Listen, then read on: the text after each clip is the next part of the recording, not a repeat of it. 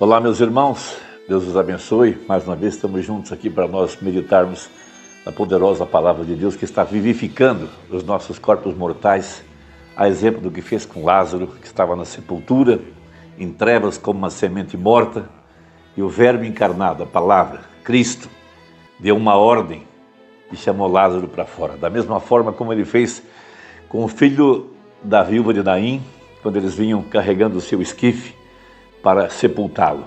Ele colocou a mão no esquife, parou a procissão, como se ele dissesse: morte, você não tem a palavra final, eu tenho. E chamou o menino à vida pelo poder da palavra falada. Esse poder está sendo manifestado em nossas vidas, aqui no tempo do fim, nessa segunda cavalgada, através do quíntuple de Efésios, homens que comeram um livro para se tornarem o livro, veja, se tornarem a palavra manifestada e vivificada. O que é vivificar? Disse o profeta.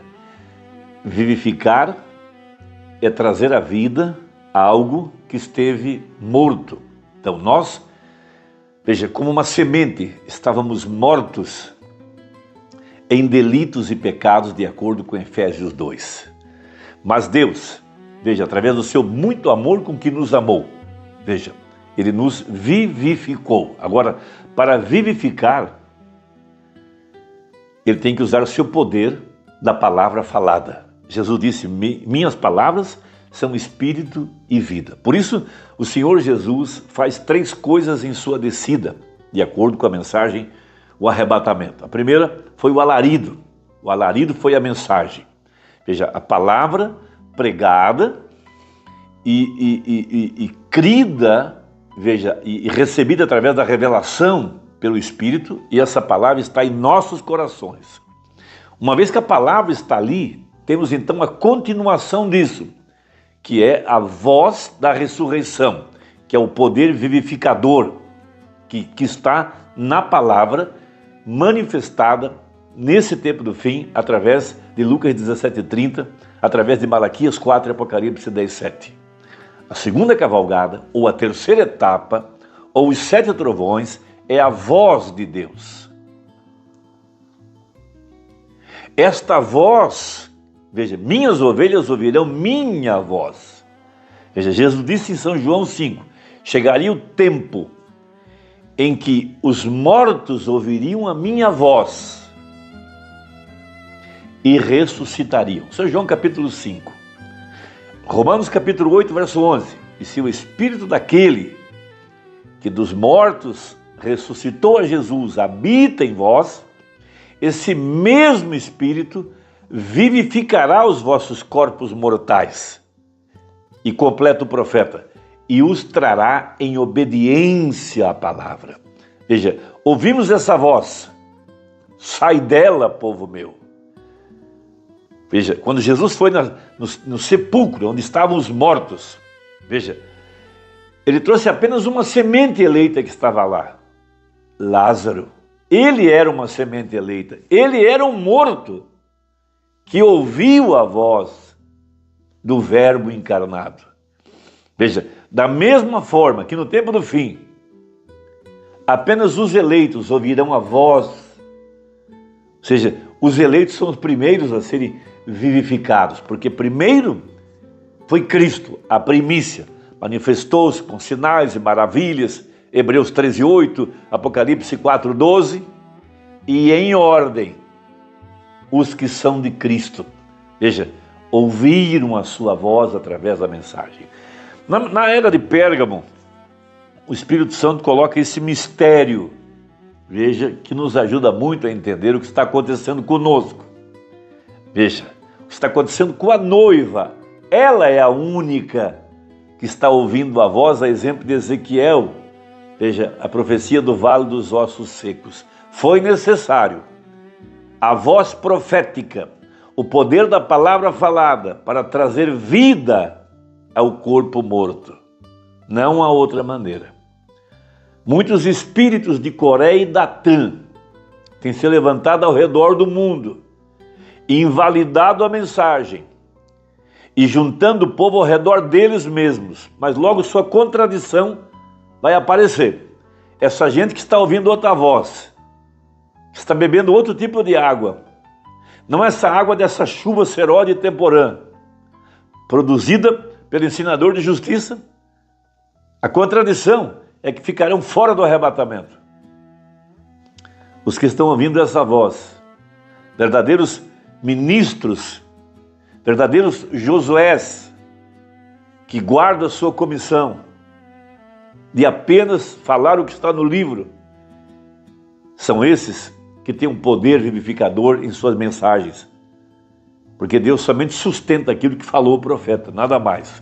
Então diz assim o Espírito Santo ao profeta nessa mensagem: a palavra de promessa veio à Virgem Maria.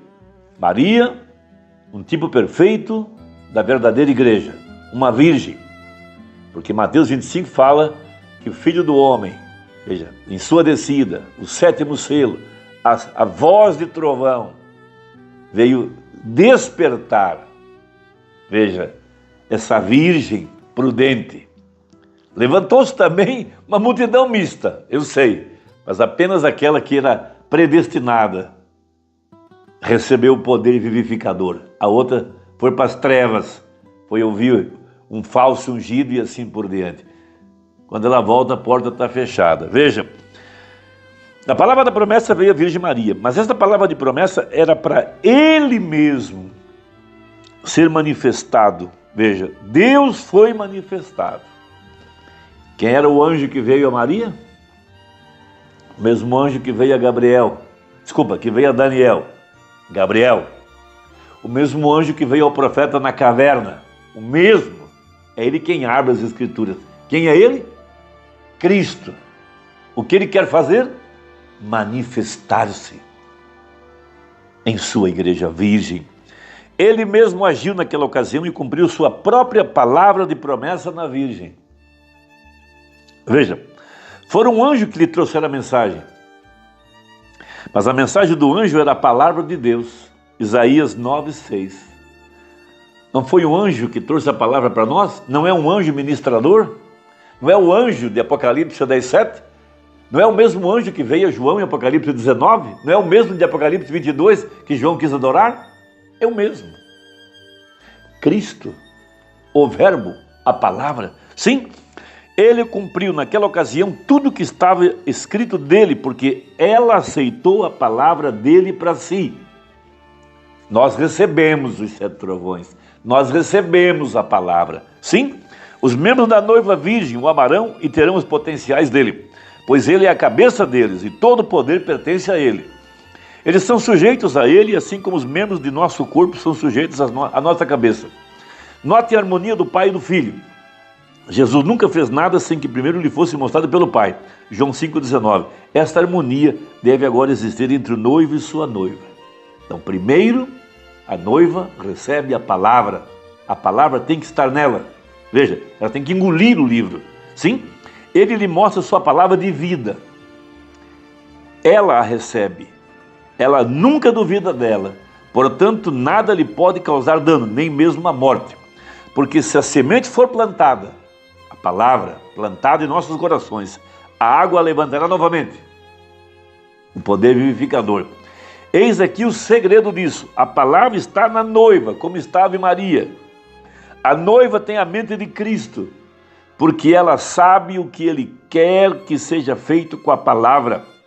Ela cumpre a ordem da palavra em seu nome, porque tem o assim diz o Senhor. Então a palavra é vivificada pelo Espírito e acontece.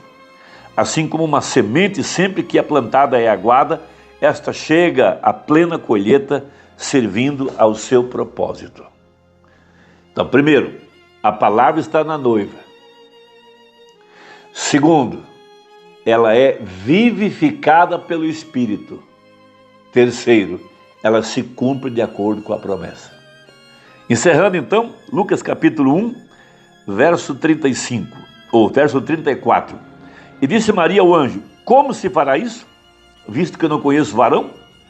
E respondendo o anjo, disse-lhe: descerá sobre ti o Espírito Santo, e a virtude do Altíssimo te cobrirá com a sua sombra. Lembra de Gênesis capítulo 1, O Espírito de Deus pairava sobre as águas, fazendo sombra. O que havia debaixo das águas? Sementes. O que elas precisavam? Do sol. A mesma coisa. Veja, pelo que também o santo que de ti há de nascer será chamado Filho de Deus. A palavra manifestada. Como? O poder vivificador do Espírito Santo, vivificando a palavra que está na noiva. Ela é preordenada, ela é predestinada, ela tem os genes em seu coração. Que Deus te abençoe, que Deus te ajude, que Deus te abra o entendimento. Até a próxima, se Deus quiser, em nome de Jesus. Amém.